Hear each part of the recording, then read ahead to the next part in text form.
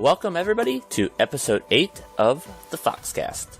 Today we have a very special episode for everybody listening in. It'll be one of those guest host-based podcasts. Unfortunately though, I will have to tell you all that one of our core members is not here today.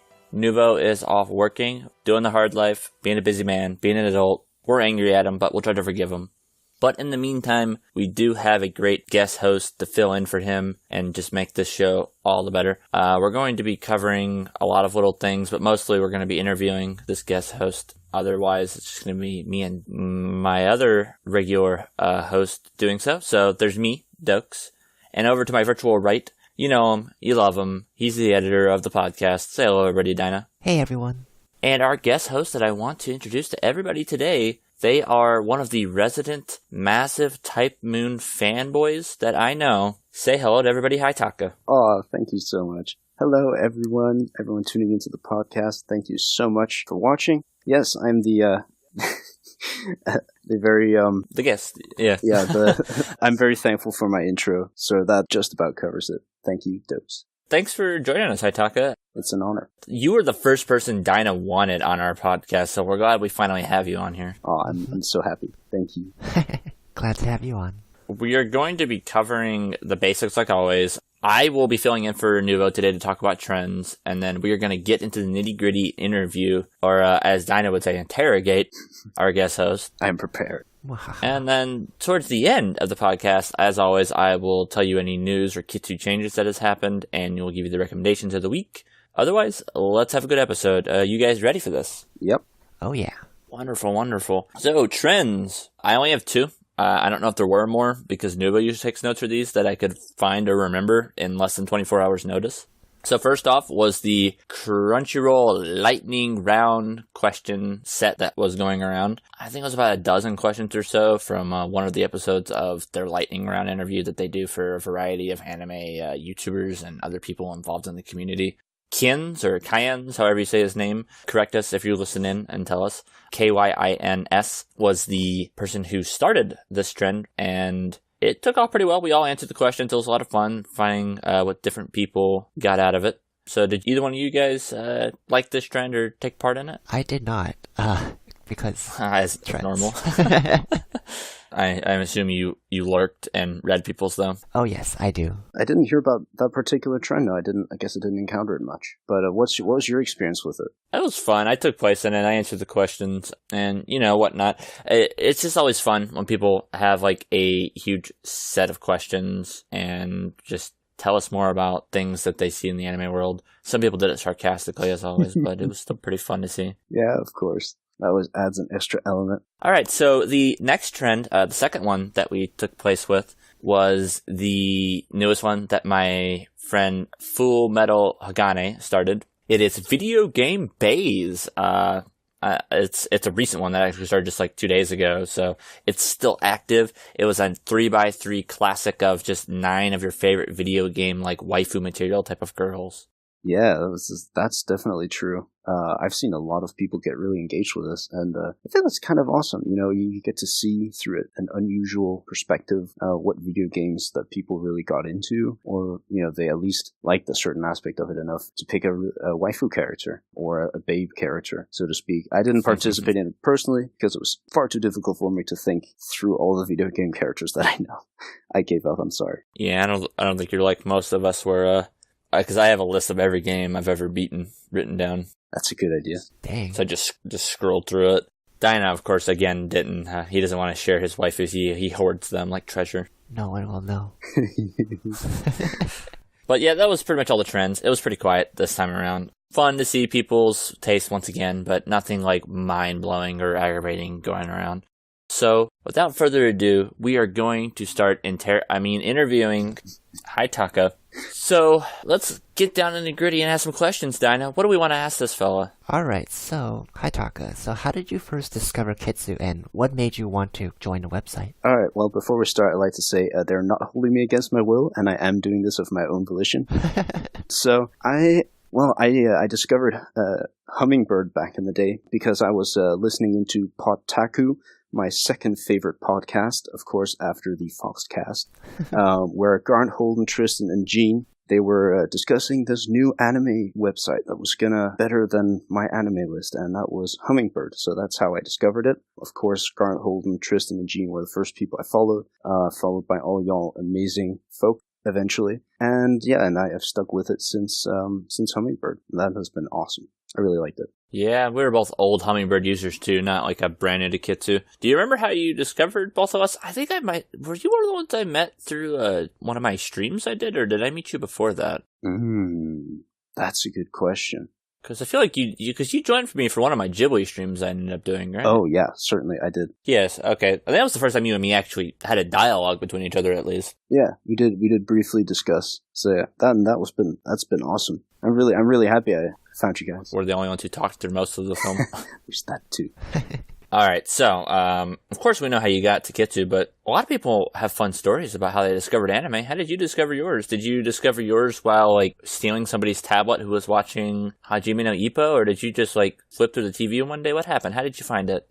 Well, during my childhood, I grew up mostly in Denmark, been in Canada throughout my childhood as well. So I had things like the Magic School Bus to watch on TV's cartoon. Parents introduced me to Tintin, Asterix, Gaston Le Gaffe, Nordic children's stuff like Pippi Longstockings, Curious George as well, and some Disney and DreamWorks things. But they always had this really weird aversion to Asian animation. There was like, oh, it's all bad stuff, so don't watch Pokemon, don't watch Yu-Gi-Oh, don't watch Beyblade, all this stuff. It's the devil! Yeah, but they had that really strange, and I mean, both my parents are Danish, and they're fairly open about, their opinions on things and why they see things the way they do, but that was always just like a thing. It was just like, oh, it's because it's crap, basically. So, the first time I watched an anime properly was actually Kiki's Delivery Service in the year 2005, where it was it was riding the wave of the 2003 premiere of Spirited Away that had been in Denmark.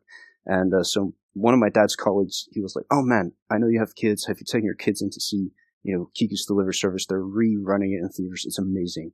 My dad was like, no, I have a prejudice against that. And he was like, oh no, you have to do it. Please do it for me. My dad, he bent his knee and he took us in, me and my 3 younger siblings, to watch Kiki's Delivery Service, and we were blown away. It was so good. And ever since then, my parents accepted Ghibli, so it was mostly Ghibli from then on.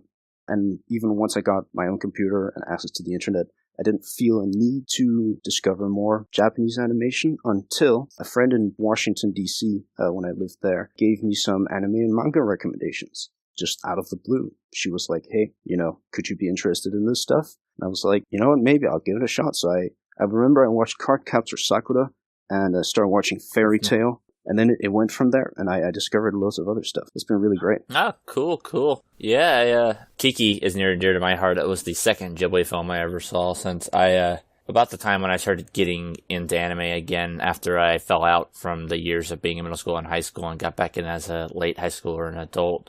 It's one of the first things I ended up watching since I owned Totoro as a kid. It's wonderful to see that films like that are still so universal.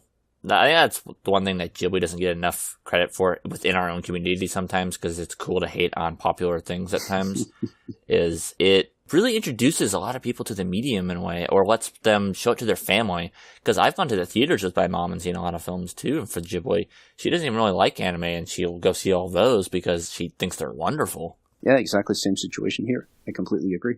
And it's funny to see one of your earliest anime was like Cardcaptor Sakura, since like when I was growing up with anime, that was such a popular show for a lot of people, along with stuff like Sailor Moon and Dragon Ball Z and Yu Hakusho and so forth. She recommended all those things to me, but I went with Cardcaptor Sakura because it was more it was less overwhelming. It's wonderful that you just got into the whole anime medium through that movie. And after that, did you sort of start to watch like the weekly shows, the weekly airing like kind of cartoons? I noticed I'm not sure if they air like One Piece or Yu-Gi-Oh. Did you watch those weekly after as well? Well, for the first year after I got into anime, I was still living in the States. I kept up, surprisingly, I kept up with Fairy Tail, also through the weekly releases up to episode 150 something. And then when it stopped, and it went on a break, a hiatus, call it, I started reading the manga, and then I got into reading manga, and then I read, Codebreaker, which is still dear to my heart. It's sort of my guilty pleasure manga because it's actually not very good, in my opinion, but I really, really, really enjoyed reading it. there's some elements of it that it was just a pleasure. And then when I was finished with it, I was like, that wasn't actually very good. But I can't say I don't like it, because I really enjoyed it. So Absolutely. Hey, nothing wrong with that. Nothing wrong with that at all. but then mostly it was catching up on the awesome things that were already available, all the awesome series and movies and short films that were all out there for me to discover. I did watch Garden of Words on release day, though. It was a very quick fan sub of it out, and I saw a trailer for it on YouTube. Randomly, I clicked it by accident, I think. I was like, wow, this is coming out like tomorrow. And then I checked the next day, and sure enough, there was someone had made a fan sub of it and put it up in high quality, and it was amazing. The Garden of Words, that is. It is beautiful. I know before we were recording, you said you really loved Shinkai. Was that your introduction to him? It was, in fact, my introduction to him. So from there, I went to 5 centimeters per second and rewatched The Garden of Words, and later on had an unfortunate run-in with Children Who Chase Lost Voices, but I forgive Shinkai. All those sins because Your Name was amazing that I watched recently. Your Name, 5 centimeters per second, Garden of Words, I love them. So good. Beautiful films. Yeah, and since then, Attack on Titan, obviously, I watched that when it was airing. Season 2, not so much, because 4-year time gap between, releases. I had other stuff to do. So yeah, there's a bit of both. That's awesome. So, how has anime changed for you since you started first watching it? And has it been mostly the same for you? Has it changed since you started watching it? How has it, evolved in your eyes? Okay, so when I first discovered it, obviously Kitsu Delivery Service and the subsequent Ghibli films that my parents bought so we could watch at home, it was completely unexpected because, I trust my parents to an extremely high degree, and I respect them, and their opinions are generally very well-grounded and good. But it opened my eyes up to, hey, it's ridiculous. Like, something this ridiculously good has existed for many years, and I've just never been exposed to it before. So maybe it's worth looking for stuff myself too. So Ghibli was a possibility opener for me, and I got into some franchises that I really like Ghost in the Shell franchise, the Fate franchise, obviously, and Lupin the Third. And I found out that anime can have some more adult themes through watching Black Lagoon and No Longer Human. And then I found anime that I really identify with romantically as well. Some of the Shinkai films have elements of, young, innocent romance or related themes, and but also anime worlds that were just so fascinating and interesting that I could really picture myself in them. Like Mushishi, that was fantastic. It was, I saw it and I was like, man, this guy has my ideal job in my ideal world. It's just awesome and chill and cool and interesting. Just go around discovering things like that. And Ginkgo's best boy. Ginkgo is so chill. And then I started seeing why anime has been less respected in my home country of Denmark, and through my parents' eyes as well, because of course I went through that phase where I was exposed to all the adult, not safe for work anime content, and the fan service stuff that goes a little too far, and then I can see it from both sides at that point. But I'm still very thoroughly invested in the opinion that anime is amazing and great, and there's something in it for everyone. It's wonderful. No, I definitely can't disagree there. Because anime is so much, it's just like any other storytelling medium. There are so many genres, so many ways of telling the story, that there's no way to put a blanket statement and write it off as saying, oh, this is trash, this is lewd. There are plenty of stuff that fits under that category as well, but find me a storytelling medium that doesn't have that stuff and I'll call you a liar. And there's so many things that are that cover ideas from family to life and death to who is best girl. Important topics. But there's a huge variety of things, from joking aside, that you can cover. And so I guess for you, anime has really evolved. You become not only more educated on it naturally as you've invested more time into it, but you've also come to understand why some people hold their viewpoints, but then you also have a good foundation for why you hold your own, which is great, because highly agree with where you're coming from on that. Oh, thank you. And I really appreciate that. Kitsu has helped me continue with that trend of interest and sharing my experiences with others and getting others into it, and letting others get me into aspects of anime that I either hadn't seen or was doubtful about, but ended up really liking, and then discussing everything between heaven and earth related to it. So it's all great. Yeah, it's weird, isn't it? Because I'm sure you, like me, never really had a community-based experience discussing anime with people that much before, I would assume. And then now it's pretty much a regular part of your social life. Yeah, exactly. Clearly, you've found a lot of series that you have fallen head over heels in love with, even though you don't wear heels, well, as far as I know. Yeah, as far as you know. No judging. No judging. I mean, if he likes to wear heels when he watches stuff, I won't judge. What anime out of all of them has really impacted your time with the medium the most? Like, what series has really got, or movies have really invested you in a way that really, those are like your ideal of going, this is why anime is so special to me? Well, I mean, we've already covered a bunch of it, so I'll give some summary and add some more. So Kiki's Delivery Service was the big eye-opener animation-wise, and that continued with things like Redline and Jinro, amongst, of course, the rest of the Ghibli movies, the Makoto Shinkai and Mamoru Hosoda version of storytelling, and telling a very personal human story about either love or sacrifice or getting by and surviving, have been really great. Of course, emotional. I mean, I wasn't expecting a cartoon. I mean, I wasn't one of those kids who got horrified when Bambi's mom died. I'm sorry. But that seemed too unreal for me, which is weird. I just but don't even like it Bambi. just did. There's that too. But I never really got emotionally invested in cartoons. I was excited to see the Magic School Bus in TV because it had science in it. That's about it. Laputa Castle in the Sky had a scene where it made me cry, actually, watching that for the first time and every subsequent time. It's a self-sacrifice scene that I won't spoil, and a moment of understanding that is just so pure and amazing, and it has to end, and you see it ending. And Nausicaa, the Valley of the Wind, where she is misunderstood, and so she loses something that she greatly cared for due to a misunderstanding that people can't see things her way. That resonated with me a lot as a child because I wanted to keep stick insects and snails and stuff, and and spiders, they always just got thrown out in the forest by my parents because they're like, ew, bugs at home, not nice. But also on a deeper level, of course, things like Grave of the Fireflies, just extremely sad and depressing, but beautiful and worth watching. No Longer Human, much the same, but on an individual level.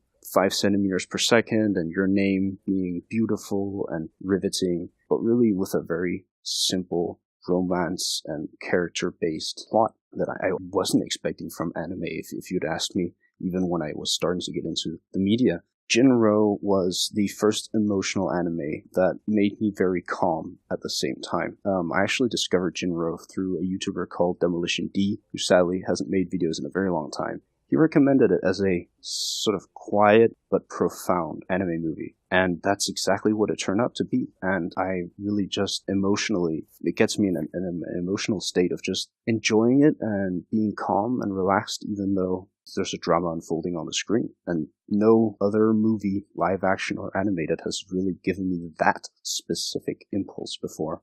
And then, of course, I discovered two of my favorite animes, which always give me the most sincere hype feelings every time I go to watch them. I'm watching them, Kara no Kyokai, and especially Carnival Phantasm, because I smile like a complete fool with a huge buffoon smile on my face whenever I'm watching anything from that. I can be listening to the soundtrack, I can be watching a scene, I can be marathoning the whole thing, and I will not stop smiling. The power of 2D. It has some power, and it's really great that it does. Absolutely. Yeah, I mean, definitely don't dispute a lot of the moments you have named I've experienced as well, and I love them a lot. But did you not grow up watching Lion King or anything? I mean, that movie is a great example of a Disney film that really is tier worthy. Yeah, I mean, I did. I mentioned a bunch of sort of Western movies or television related media, and Disney movies. I think Tarzan was the one I watched the most, just because we had it on VHS, and I really didn't like when the parents, well, spoiler alert for Tarzan, hold yours for the next 5 seconds, the parents get killed by a jaguar. Spoiler over. Yeah. That part made me sad a bit. Well, I wanted to sympathize with Tarzan, but he didn't understand what was going on because he was a baby. So it really kind of halted me being sad directly after making me sad, because I realized that it just moves the story forward. It doesn't leave much of an impact otherwise, which I really felt was, I don't know, I felt it was odd. So I spent more time pondering that it was odd. I mean, with The Lion King and other things, other Disney movies, I did have emotional moments, but they were, I don't know, Disney never seemed... Well, they don't stay in those moments. They try to find ways to lift you back up because they are still at their heart are supposed to be children's films. Exactly. Well, I mean, the moments from Ghibli movies, mostly, unless you're watching Grave of the Fireflies, in which case, good luck getting up from another aspect of the movie. Well, I think the audience approach from Disney versus Ghibli is different, though, because Miyazaki's films, while they are clearly watchable for children, they aren't aimed at children most of the time, unless it's like maybe Totoro or Ponyo or something. Yeah. I'd say Castle in the Sky is supposed to be a film for most everyone. While most Disney films, they add adult things in them. That's true, for entertainment. Versus being targeted at children. Yeah. But I see what you're talking about. You were seeking something more on that. It's a consistent level of like, you know, a more serious nature. On the topic of Disney, and sorry if we're moving a little bit away from anime in general, but has Pixar ever had that impact on you as well? Toy Story 2 definitely did. For me. What about Up or something like that?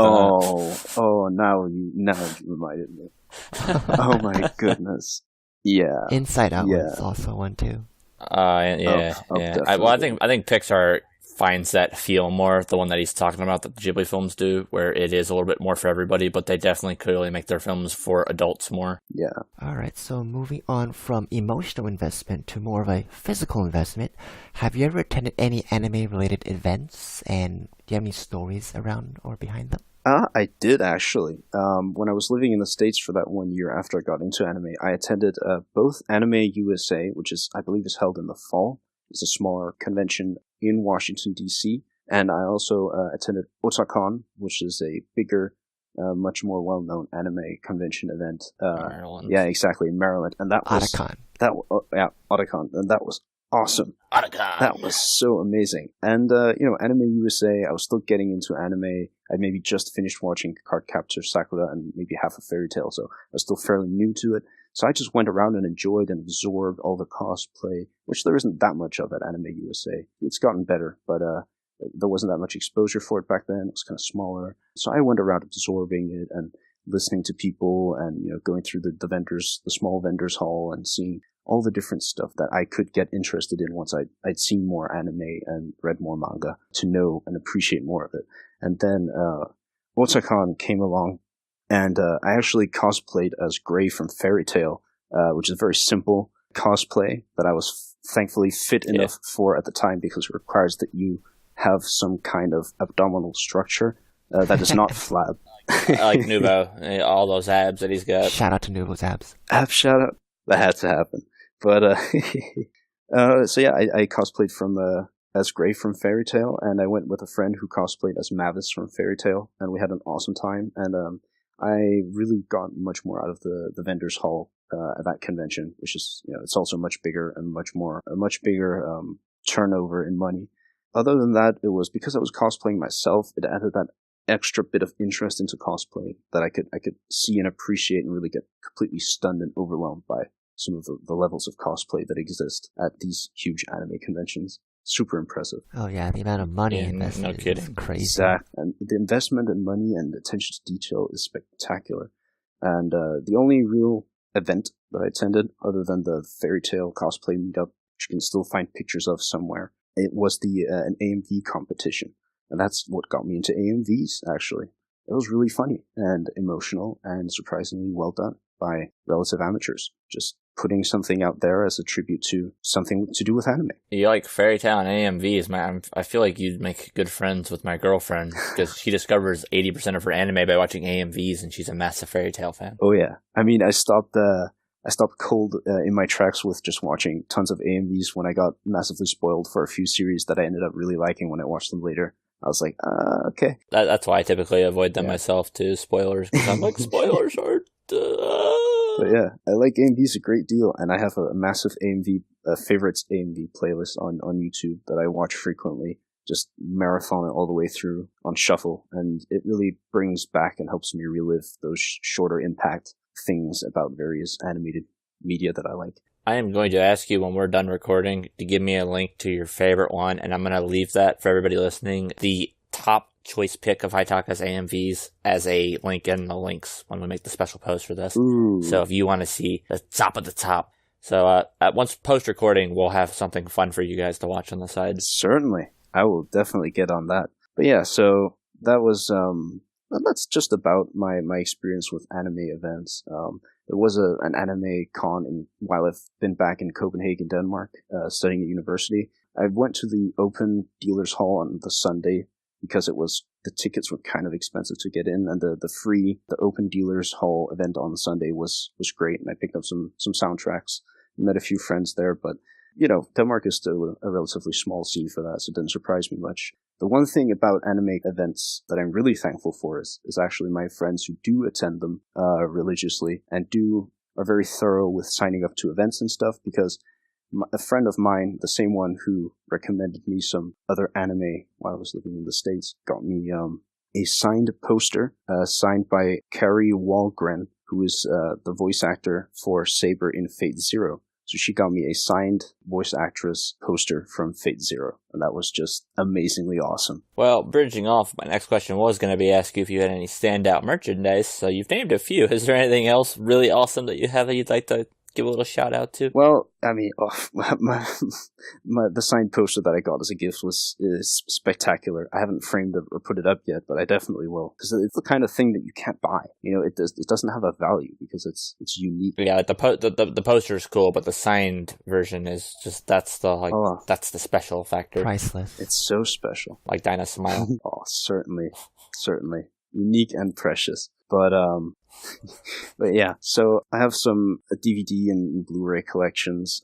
I also have, of course, my extremely well-loved Type Moon collection. I have an album on Imager or Imgur, or how you want to pronounce that, with my Type Moon stuff, because I've gone a little overboard with that specifically. Just a wee bit. Just a tad. But yeah, OSTs, I find original soundtracks really fantastic. Just a category of anime-related merchandise and media that really stands out. Appreciated. What would you say is your prized OST that you own? Original like soundtrack. What is your number one OST that you own? Like the one that you're like, this is the best. This is the best for the money I spent on it. I got it. The Karo no Kyokai OST and the also the OST that came with the box set for the 8th Karo no Kyokai movie. Those together are just so amazing. Yuki Kajiura nailed it with the Karo no Kyokai soundtrack. So good. One of the best in the business, and I have heard a lot of just spectacular lauding for her composition for that film series. Oh, so amazing. Spectacular. Beautiful soundtracks. Yeah. You're just naming all sorts of movies that Dyna likes. You talked Redline earlier, and I'm sure he just had a big smile on his face when he heard that, because he loves Redline. Oh yeah, when you mentioned Redline, beautiful animation, beautiful soundtrack, everything. Yeah, it's spectacular. I do have Redline on Blu-ray. It's the first anime Blu-ray that I bought, actually, along with Ghost in the Shell at the same time, because it's really, apparently it was underappreciated when it was released in Japan, but I feel like it definitely gets all the love it deserves from us international anime fans, and it deserves every ounce of it. Absolutely. It's a beautiful film. So that's pretty much it for all the anime-related questions for this podcast. And in terms of the podcast itself, what would you like to see out of this podcast in the future? What would you like to see us do in the future, projects to work on? What would you personally like to recommend for us?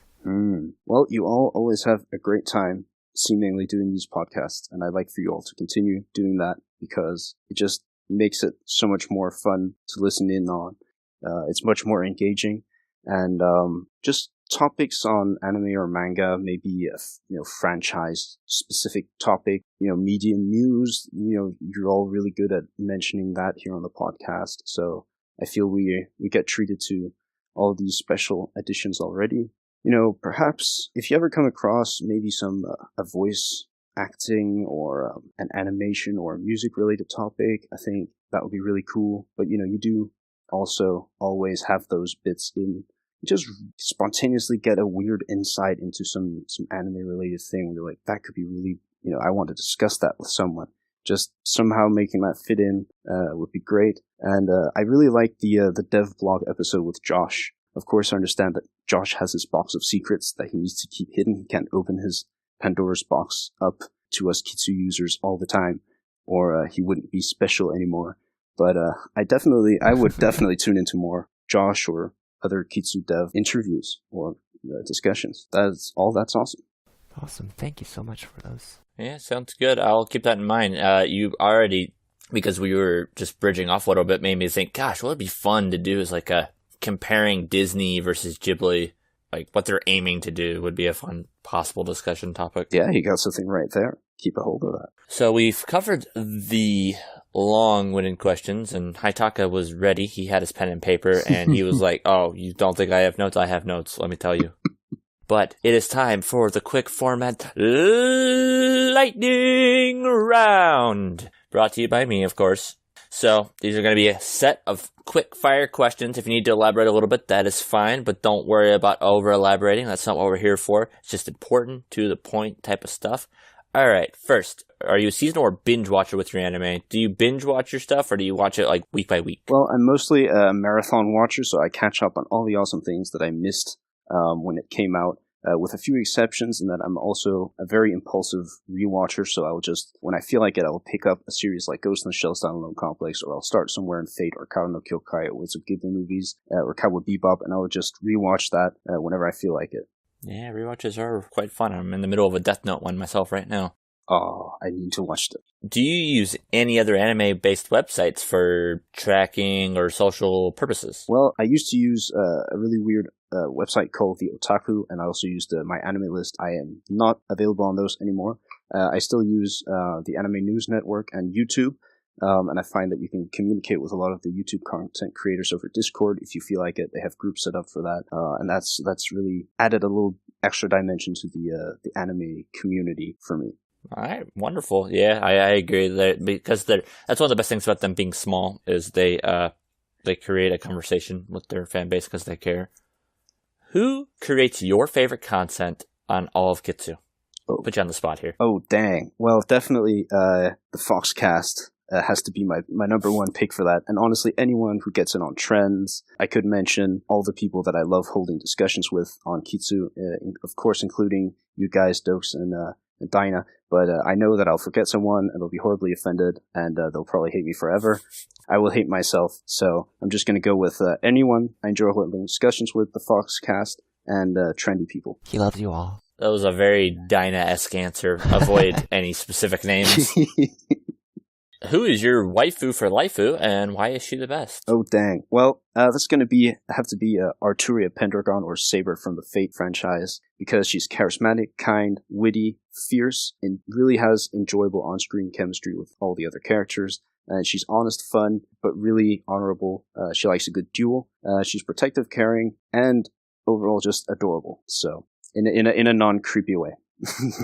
Saber. Well, I mean, she is dead and several hundred years old, so you're fine. Yeah, the King Arthur fan art, by the way, is very real. I do have some pieces that I made. If you could be in any anime, what anime would it be and why? It would have to be Mushishi, because it has my first impression of Mushishi was, damn, I want to be in this. That was just initially, and I've never had that reaction to anything before. It has a feudal Japan aesthetic. It has Mushi, this kind of weird, mysterious, misunderstood life form.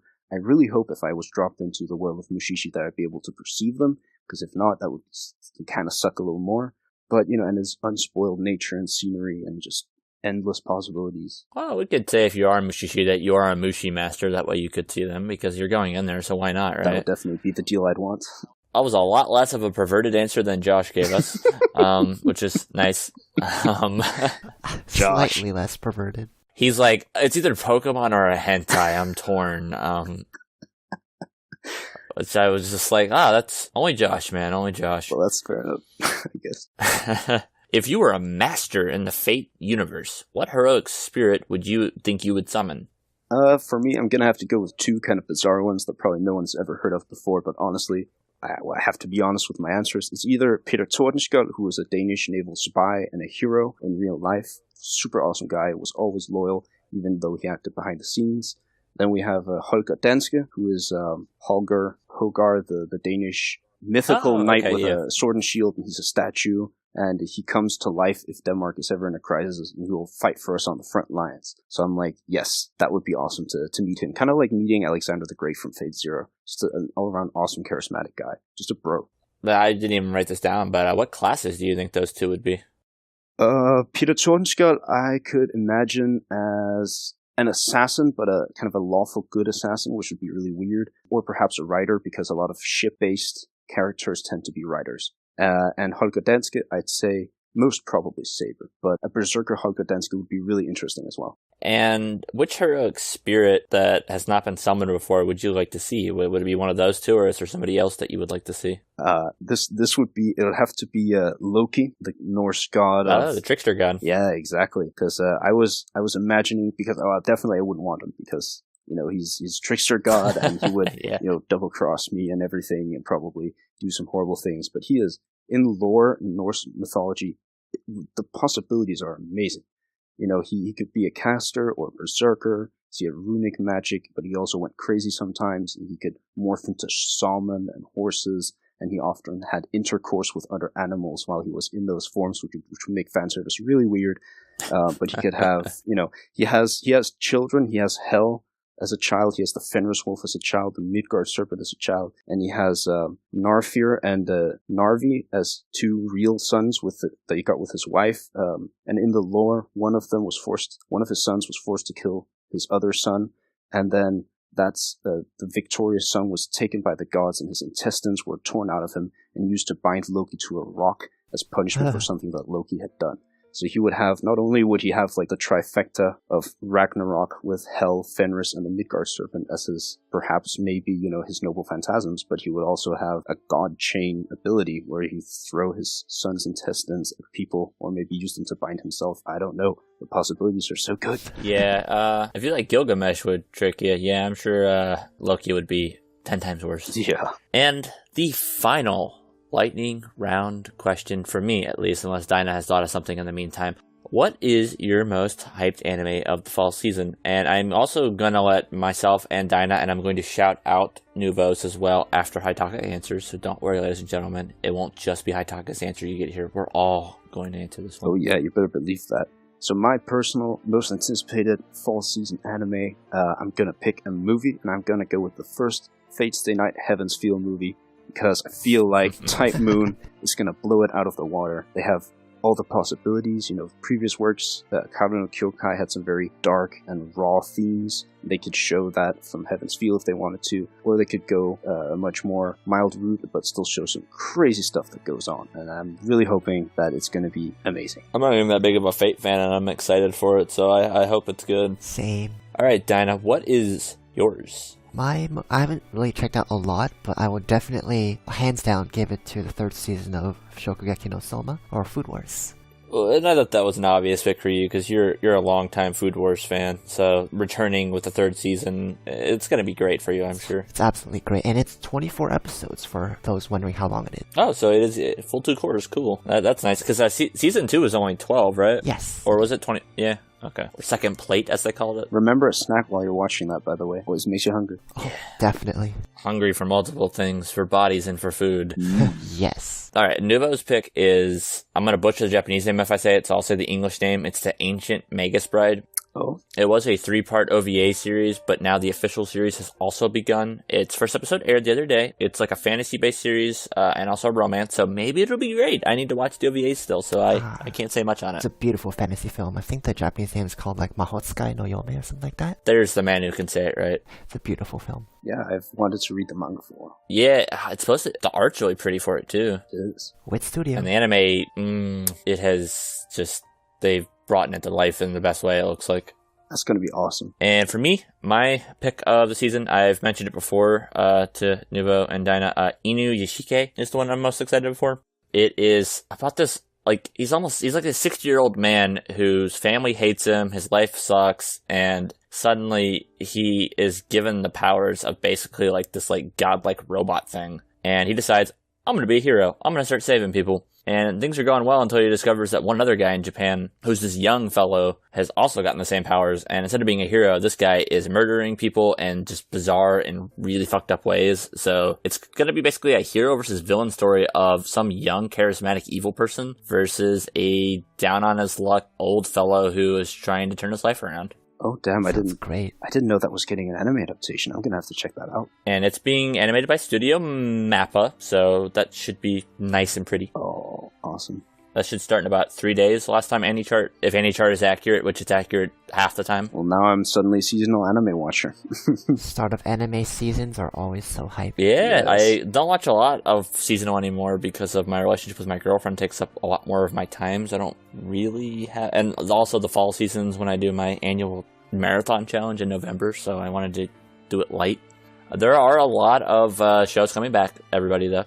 There are tons, and I mean tons of series coming back for new seasons. He mentioned Food Wars. We're also going to be getting Osamatsu is getting a new season, which I believe already aired its first episode. Kekai Sensen, or Blood Blockade Battlefront, its second season is airing, and its first episode was very much in line with the first season so far. And many, many more shows. There's like at least 8 to 10 shows this season that are returning shows with new seasons. It's super exciting. But now, on to the news, or Kitsu changes. Kitsu has not gone through many changes. Its dash has been slightly improved over the last few days and is a little bit more functionable, but that's really it. In terms of anime news, I don't know too much off the top of my head. I wasn't really able to find too much that was interesting. But today they announced officially that Natsume Yujincho is getting a anime film next year. So I'm super excited for that, as that's one of my favorite franchises. That's awesome. Awesome. Wait, that it's 6 seasons? 5 seasons? There's 6 seasons so far and 4 OVAs, and it was 4 seasons originally until people from Studio Brainspace formed Studio Shuka. The first 2 years in production, they did 2 years about new Durara seasons, and the last 2 years, they've been making more Natsume content along with the anime original 91 Days. So I'm really liking what Studio Shuka's been doing so far. I can't wait for the movie, and after they're done with this, I beg you please, because it's the same creative team behind Durara and Natsume, make more Bakano. Please. Yes. Needs to happen. Even an OVA would just be heaven sent. Be so good. Just anything. Yeah. A movie, if it has to. I don't care, just something. I mean, we did get a teaser recently for the Kitsu app from Josh on his that news is feed, true. but that was just a teaser, so it's not really news yet. But I look forward to seeing how they're developing that. Other than that, not too much different, guys. News has been pretty barren, anime and Kitsu-wise. Just some teasers for stuff, nothing huge. A lot of the news has been the new season coming out, but you'll be hearing all about that in your local anime community soon on Kitsu, because they always cover the most popular stuff. So, we're to the recommendations of the week. What is the show that you recommend everybody, Haitaka, that everybody should go out, watch, and go tell us what they think? Alright, well, I'm gonna recommend for you today a movie, because then very few people will have the excuse that it takes too long or it's too much of an investment. The anime movie called Miss Hokusai, which I recommend you watch because it blew me out of the water, and it's awesome. If you need any incentive to watch it, it's Hokusai's daughter set in feudal Japan with lots of crazy arts and lifestyle interpretations, and it's just so worth watching that I have to recommend it.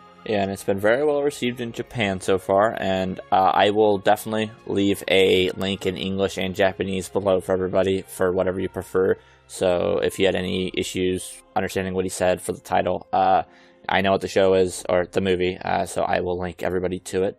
Of course, user recommendation of the week is our guest host, Haitaka. He is one of the people that we've wanted on here for a while. He's been one of the most passionate and consistent listeners for our podcast.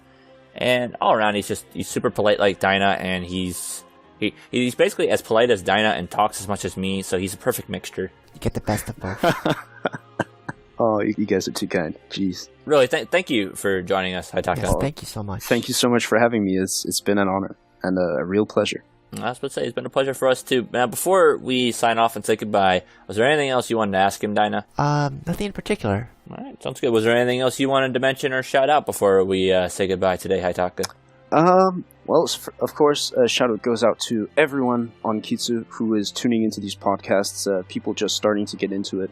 Highly recommend you go back and check all the episodes because they are all this great, if not at least a bunch better. And shout out to my friend Jeffrey who joined Kitsu today. Hello, Jeffrey. Who is undoubtedly listening to this as soon as it comes out.